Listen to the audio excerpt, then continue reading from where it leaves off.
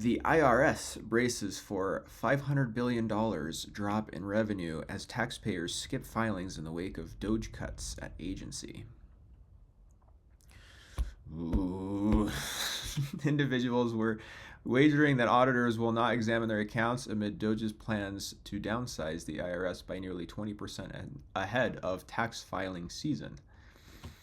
The IRS is bracing for a $500 billion drop in revenue as increasing numbers of taxpayers could skip submitting their filings in the wake of Department of Government efficiency layoffs, according to a report.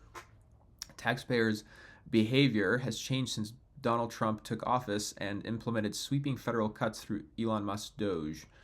As a result, the IRS has noticed an uptick of online chatter from individuals declaring their intention to not pay their taxes this year, the Washington Post reports, citing 3 people with knowledge of tax projections. It added that individuals were wagering that auditors will not examine their accounts amid Doge's plans to downsize the IRS by nearly 20% by May 15th. New hires in the service and enforcement divisions have been targeted, and the agency has dropped investigations of high-value corporations and taxpayers. According to the newspaper, the agency employs roughly 90,000 workers total across the United States, according to the IRS data. Treasury Department and IRS officials are predicting an increase of more than 10% in tax receipts by the April 15th deadline in comparison to 2024 filings, which would amount to more than $500 billion in lost revenue, according to the Post. The newspaper said it spoke with officials who shared non-public IRS data. To put $500 billion in context, the U.S. military budget was about $820 billion last year. The Independent contacted the Treasury Department for comment. IRS officials reportedly tried to warn the incoming Trump administration about Doge's planned staffing cuts in January, aggressive reductions to budget and personnel capacity, risk backlogs, delays, reduced receipts, and diminished capacity to build the next generation digital capabilities, which they, I'm sure, so lust after. A presentation seen by the Post given by tax officials to Trump's incoming Treasury Department team said. Experts warned against reducing the IRS workforce earlier this month. Former IRS commissioner said it would render the IRS dysfunctional in an op-ed for the New York Times. Oh, can't have that. Aggressive reductions in the IRS resources will only render our government less effective and less efficient in collecting the taxes Congress has imposed, the former IRS commissioner said. Is that a bad thing? There could be other factors at play, including contributing to the possible drop in revenue, including the Los Angeles wildfires. Taxpayers in wealthy areas affected by the fires could postpone filing until October, Tim Ertolui, CEO of tax prep service FireTaxes.com, told the Post. Some taxpayers may also opt for a penalty-free 6-month filing extension in times of economic uncertainty. All of the current times that we're living in right now are times of economic uncertainty.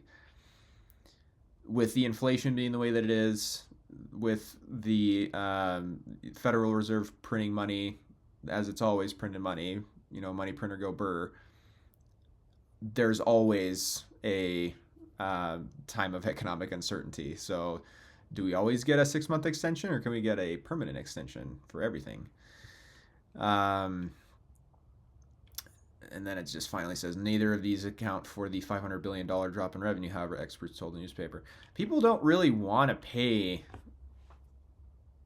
their bullshit taxes. Like, they don't find it necessary as much as people like to think. Like, people, if you go up to the random person on the street and you confront them and you ask them if they think that taxation is necessary, they'll say certainly, and that it's taxes. They'll immediately revert to the positive side of tax paying, or what taxes are paid. What taxes are used for.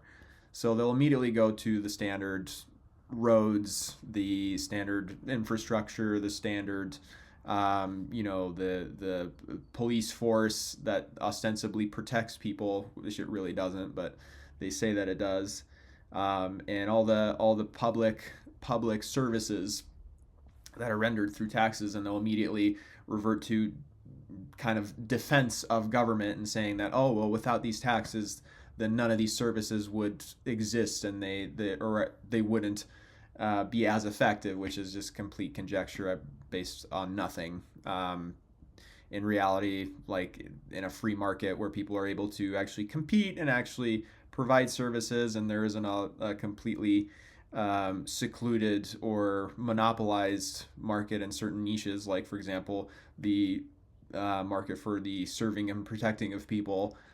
If that was there, um, if there was no monopoly on that, and there was more competition, then people could actually have some kind of recourse when the services that they paid for aren't being rendered as effectively as they would like.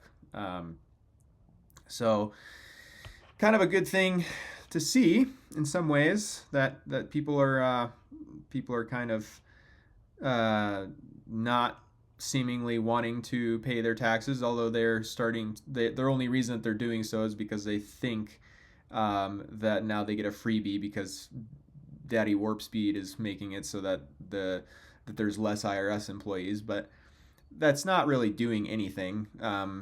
It's the taxes are still going to be levied, and they're still going to go after people that don't pay their taxes and throw them into jail and ruin their lives for not going along with the horrible and immoral and murderous U.S. government, and other governments too, but U.S. government specifically in this instance.